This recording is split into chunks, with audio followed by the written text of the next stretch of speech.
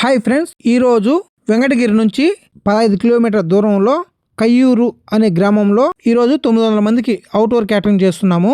100 కేజీల chicken kebab ready చేస్తున్నారు. చూద్దాం రండి ఒకసారి. చికెన్ నీట్గా కడుక్కొని తగినంత సాల్ట్, మిరపపొడి, ధనియాల పొడి, కొద్దిగా పసుపు పొడి వేసుకోవాలి. తగినంత చికెన్ మసాలా పొడి, గరం మసాలా పొడి, తగినంత కస్తూరి మేతి, ఒక బాటిల్ వెనిగర్ వేసేయాలి.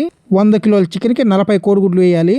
2 కేజీల జింజర్ గార్లిక్ పేస్ట్, 1/2 కేజీ ఎండుమిర్చి, 1/2 కేజీ పచ్చిమిర్చి 2 కలిపి పేస్ట్ కొట్టి వేయాలి. చికెన్ కబాబ్ చాలా టేస్ట్ వస్తుంది ఈ పేస్ట్ వల్ల. ఒకసారి నీట్గా కలుపుకోండి.